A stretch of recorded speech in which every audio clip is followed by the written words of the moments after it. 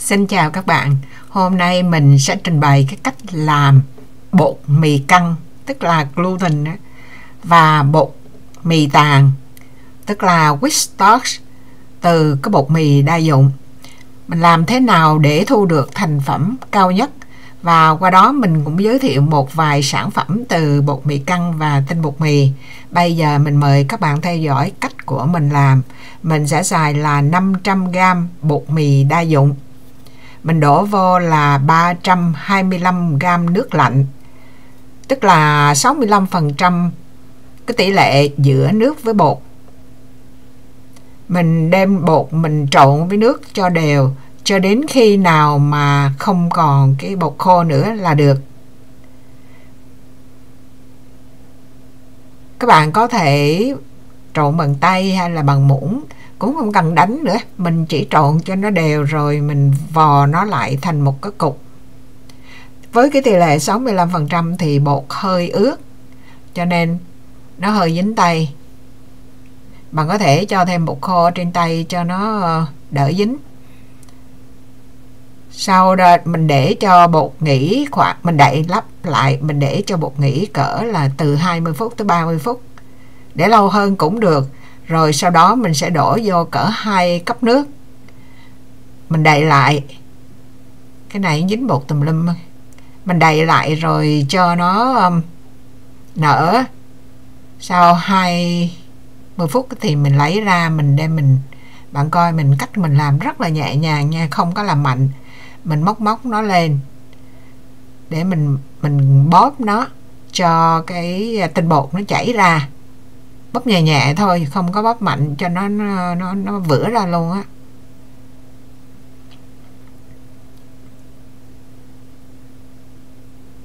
Mình bóp đó, mình xoay giống như là để mình cũng là vừa cho cái tinh bột nó chảy ra, mà vừa cho cái gluten nó liên kết lại hơn nữa. Cứ bóp nhẹ nhẹ vậy thôi, chứ không có vò. Mình bóp mà mình vừa rồi nắng nó kéo dài ra.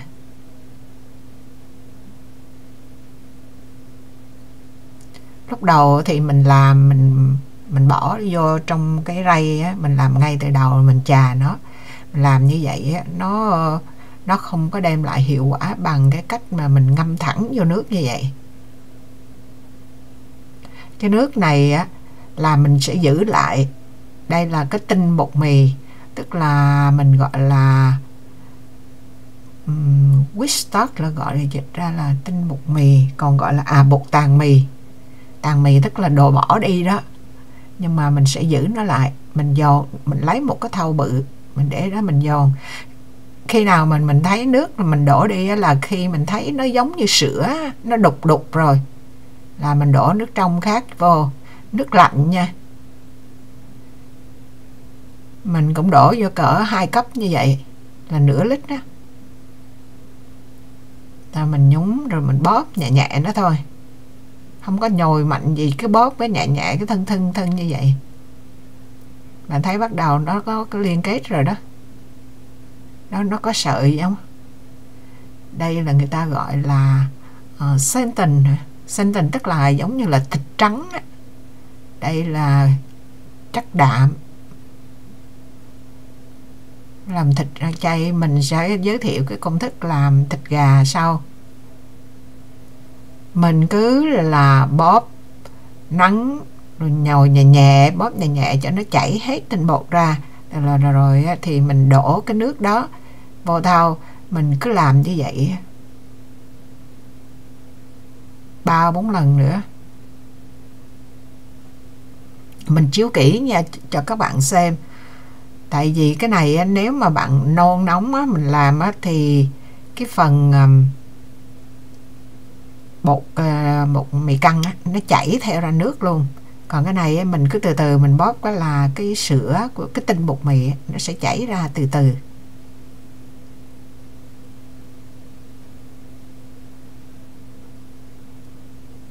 Hiệu all-purpose flour này là mình xài King Arthur đó. Cứ tiếp tục như vậy là nếu mà các bạn làm á, thì có thể là 3 lần là cũng là đủ rồi, nhưng mà mình á, thì mình làm 4 lần. 4 lần là bắt đầu là mình thấy nó nhão ra.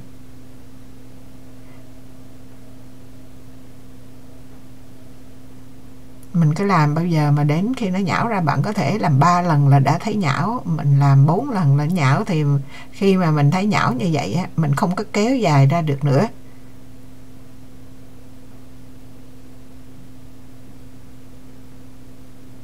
Bạn thấy nó có giống như là có những cái sợi tơ ở trong á. Bây giờ là bạn thấy như là mình không có thể nào mình kéo dài nó ra được nữa đấy. Mình nương theo nó mà mình làm thôi, không có hấp tấp. Tay thì rửa sạch rồi cứ làm vậy đó. Cái này nó không thể nào mà mang găng tay. Khi mà mình không có kéo ra được thì mình đây mình cái lỗ nhỏ nhỏ này mình không có đè gì hết. Đè là nó sẽ chảy cái bột xuống mấy cái lỗ. Cái bột đó là cái bột mì căng á, nước sẽ vàng đi. Còn mình lấy nước này là toàn nước trắng bóc luôn á. Mình cứ làm cho nó tươm nhẹ nhẹ cái sữa cái tinh bột ra thôi. Tại vì cái màu trắng nó giống sữa, mình cứ nói sữa bột mà. Cái nhẹ nhẹ cứ xoay cái thoa bóp nó, massage nó.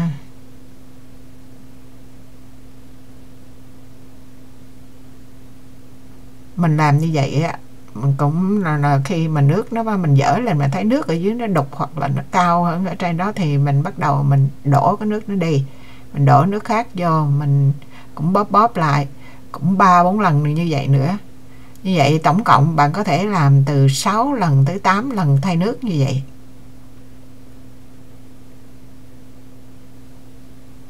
Mình nhớ là để sẵn một cái thau to để chứa, đổ bao nhiêu nước cũng được, tại vì sau này cái nước đó mình gạn, mình đổ nước trong đi, mình giữ lại cái tinh bột nó nằm ở phía dưới thôi. Mình làm hoài 2-3 lần nữa thì mình thấy là nước nó ra, bóp ra nó trong là mà được. Bây giờ mình bóp ra mình thấy nó vẫn còn đục, cho nên mình xối nước tiếp, cứ xối nước rồi bóp thôi.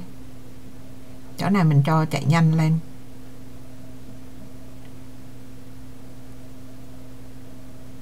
Rồi tới bây giờ là nó đã trong veo rồi đó. Nó cũng không phải trong veo lắm, mình nó hơi trong rồi. Thì mình coi bạn thấy không, nó không có chảy ra như nước sữa nữa. Mình giữ hết nước, mình không có đổ cái nước nào đi hết trơn á. Rồi bây giờ mình có được một cục bột như vậy. Cái này tức là mì căng. Nước này lấy ra được nước trắng, còn nước đợt đầu mình làm nước vàng đó, ở dưới nó lóng xuống rồi. Mà cái đó mình cũng lấy luôn.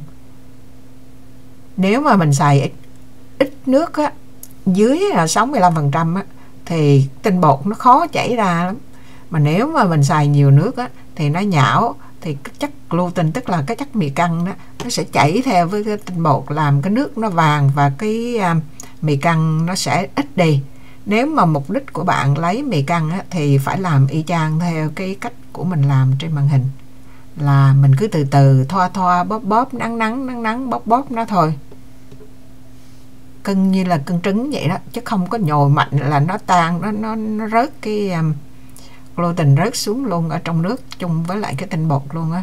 Bạn thấy mình làm kiểu này á thì nước nó trắng lắm. Còn lần thứ nhất mình làm á, mình bóp, mình ráng sức, mình nhồi nó vậy giống như giặt áo vào quần á, nó đem ra nước vàng khè. Từ 500 bột mì đại dụng á, thì cái đợt đầu mình xài 375 gram nước thì chỉ cho ra là 144 gram bột cái mì căng này thôi. Lần thứ hai mình thay vì mình xài 375 gram nước, mình xài có 325 gram nước thì mình sẽ thu được 275 gram. Bạn thấy không? Nó gần gấp đôi luôn. Gần gấp đôi luôn không? Đó là cái này mình làm là đợt thứ hai là mình thấy cái hiệu quả cao nhất, mình đem mình quay video trực tiếp cho các bạn xem, không phải là trực tiếp mà mình quay video cho bạn xem. Sau khi mà nghỉ cỡ 20-30 phút thì mình đem cái miếng bột đó mình kéo nó từ từ mà kéo ra, bằng kéo cái rạc á, là nó sẽ đứt. Mình cứ nương mình kéo từ từ là nó sẽ dài ra, nó dài ra cỡ nào cũng được, đến hết sức mà bạn không có kéo nữa được thôi ấy, thì mình sẽ cột gút nó lại. Cột gút lại là tạo cái độ xoắn của những cái sợi á, để cho nó giống tại vì cái mục đích mình làm cái mì căng này để làm mình làm thịt gà, chứ nếu mà bạn làm như ruột già, ruột heo thì mình chỉ quấn vô cái cây đũa rồi mình để mình hấp, mình nấu, mình luộc gì đó cũng được. Còn này là mình làm thịt gà, thành ra mình phải cột nó lại để tạo cái độ xoắn. Sau khi mà bạn cột gút một lần á, bạn để đó, nếu mà có thời giờ á, mình sẽ để nó mềm lại, rồi mình cũng kéo dài ra nữa và mình cũng gút lại lần nữa. Mình làm như vậy 2 lần là 2 cục bột này. Cục bột bên tay phải là mình làm lần thứ nhất nó ra cái 144, cục bột lại bên tay trái thì mình ra 270, đúng ra là 75 gram á. Thì mình sẽ để nó 2 lần mình cột đó. Đây là trên màn hình là bột tàng mì đây. Cái thì mình làm nhão quá thì nó ra màu vàng.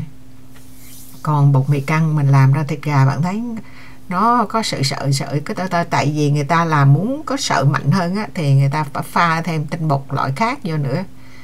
Rồi cái bánh ướt là mình cũng làm từ bột mì tàng đó ra đó. Bột mì tàng mình làm bánh ướt, rồi đây á, là thịt ba rọi mình cũng làm từ bột mì tàng đó. Bạn thấy không, đủ thứ hết trơn. Chỉ có một cái tinh bột mì đầy dùng mà bạn làm ra được rất là nhiều sản phẩm và nhìn ăn cũng rất là ngon. Mình sẽ để cái công thức làm những cái sản phẩm như vậy là ở công thức kế tiếp. Video này cũng dài rồi, thôi mình dừng ở đây nha. Cảm ơn các bạn đã theo dõi, hẹn gặp lại các bạn trong những video kế tiếp. Bye bye.